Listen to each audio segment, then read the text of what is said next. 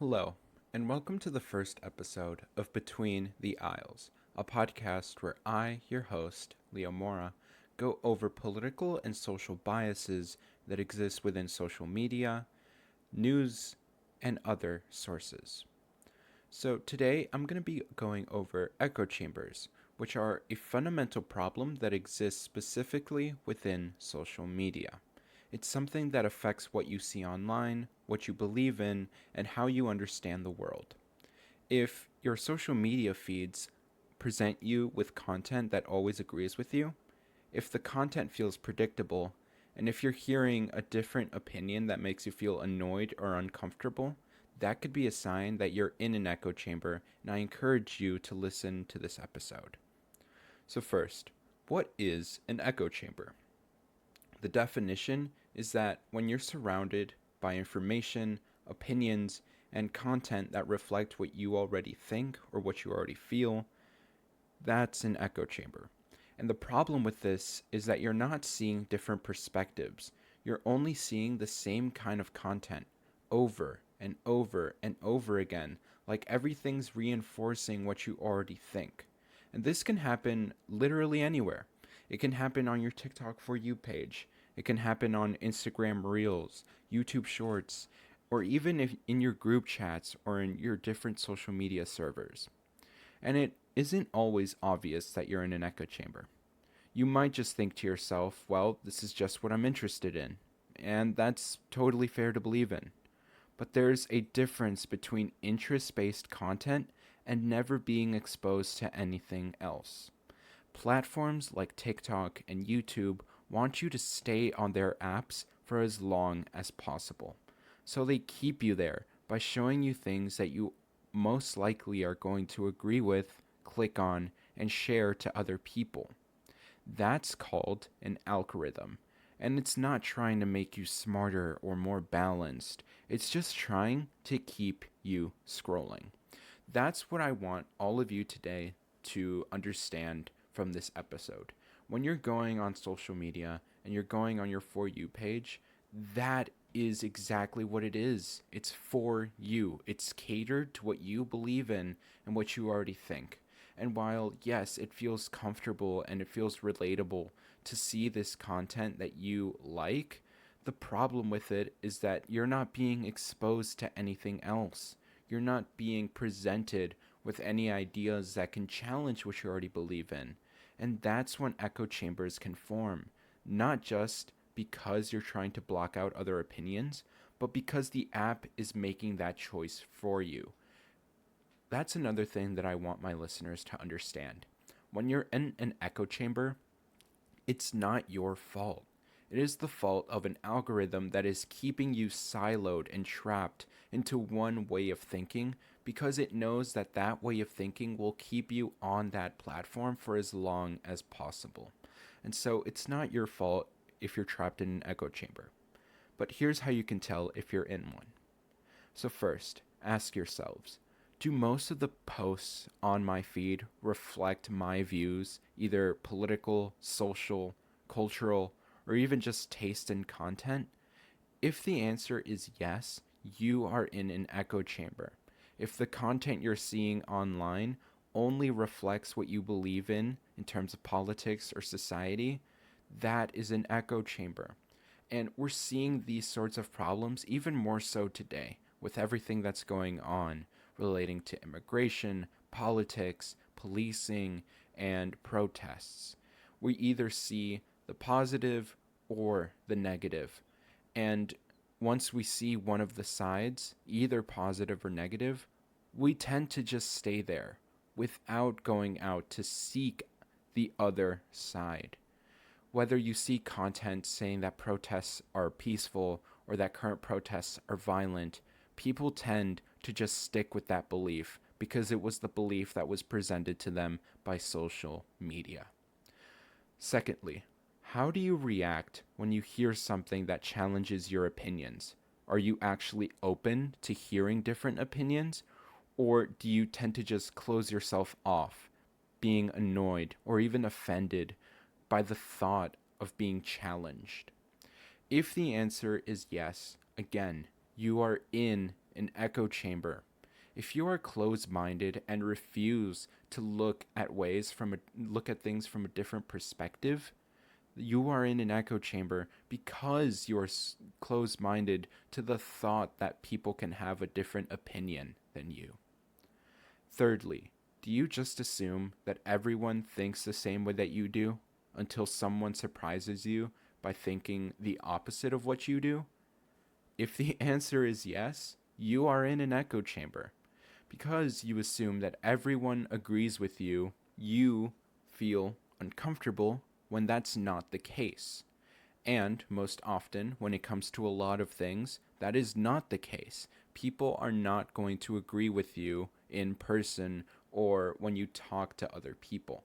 But because you've already seen content that has agreed with you for such a long time, you feel uncomfortable when you're not agreed with, when people don't like your ideas. So here's why echo chambers aren't just irritating, but can actually be harmful. When we only hear from people who think like us, we stop questioning what we know, and we start seeing the world in black and white, good or bad, right or wrong, with no space in between. And that's where misinformation, stereotypes, and even hatred can start to grow. Echo chambers don't just affect politics, even though politics are one of the most common types of echo chambers. They affect how we think about everyday topics like relationships, our mental health, our body image, gender, race, the news, and what we consider to be normal. You might think that something is normal just because you've seen it a lot online, but maybe it's only common within your own little world. And the more that we isolate ourselves from different points of view, the harder it becomes to think critically, the harder it becomes to be open-minded and willing to change what we believe. Or it becomes impossible to empathize with people who actually live differently or who have different views than us. That is the true harm of echo chambers.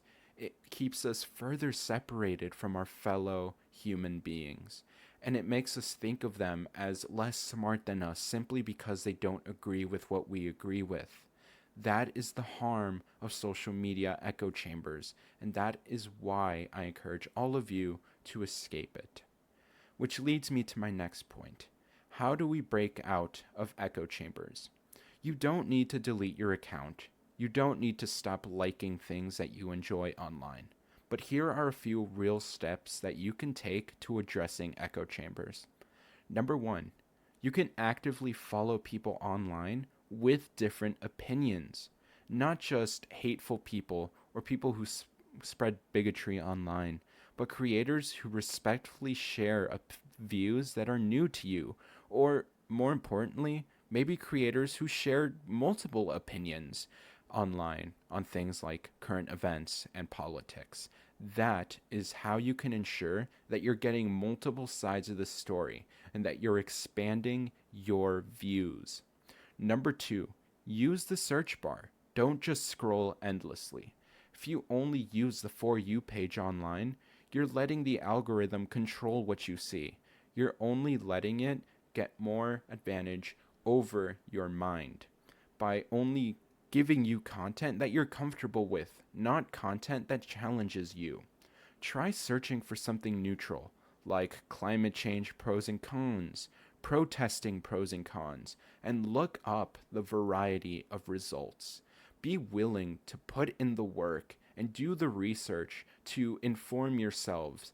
Don't just stick to what a few creators have to say. Do the work, do the research. Number 3, you can ask better questions. When you disagree with someone, instead of shutting them down, ask, why do you believe in this?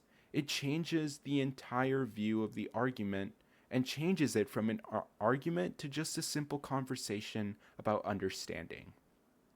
Get your news from more than one source. That's another way, and it's huge towards fighting echo chambers. Headlines are written to get clicks.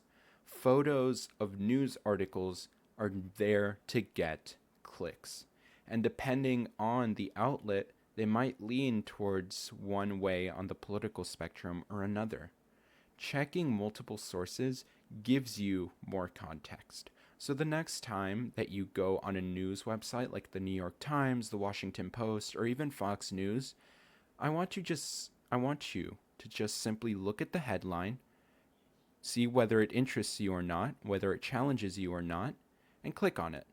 And then once you click on it, ignore the headline from there on out. Ignore the headline, and when you look at any photos that might be there, just look at them and ask yourself, what do I feel looking at this photo? Do I feel happy, sad, enraged? Do I feel connected with or relatable? And then ignore the photo as well. I want you to look at the actual articles on these websites and inform yourselves. Don't just be content or happy with looking at the headlines or the photos, because those only tell a small fraction of the story. And finally, and most importantly, take breaks. Now, I know that it's very hard or impossible even in this day and age to take breaks from social media. But maybe instead of using social media to get your opinions or your ideas from, just talk to your friends, talk to your loved ones, your families about what you're feeling or about your ideas. Because you might be challenged. You might happen to find that some of your friends or your family members agree with those ideas, or more importantly, you might find that they don't agree. In that case, it gives you the opportunity to have an open dialogue about things like politics or society. And it doesn't have to be an argument, it doesn't have to be uncomfortable. Just be willing to listen and be willing to be heard. Now, here's my challenge for all of you today listening. After this episode, go through your social media feeds and take notice of what kinds of content are being shown the most. Is it funny? Does it make you mad? Is it political? Is it one-sided? Then, follow one new creator who shares a different view on one of these topics than what you normally see. Not just because you have to agree with them, but just because you want to break the loop a little bit and explore, expand your horizons. You might be surprised by what you learned. Thank you for listening to the very first episode of Between the Aisles. Hopefully, this project of mine can help inform all of you on how to live better and how to engage better with the world around you. So, with that being said, I encourage all of you to leave a like on this video and leave a comment. Tell me how you feel after listening to this very first episode.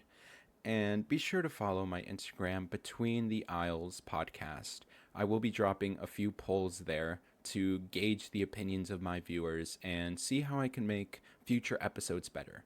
I might actually drop a few polls that I might include in future episodes too, relating to echo chambers, politics, and your guys' opinions on current events, because I think it's important to gauge people's opinions on current events. So with that being said, thank you for listening to the very first episode. It's still a bit rough for me to do something like this because I've never done anything like this before. And that's why your opinions matter so much to me to improve these episodes. So thank you, and stay curious, stay thoughtful. Don't let the scrolling do the thinking for you. And until next time.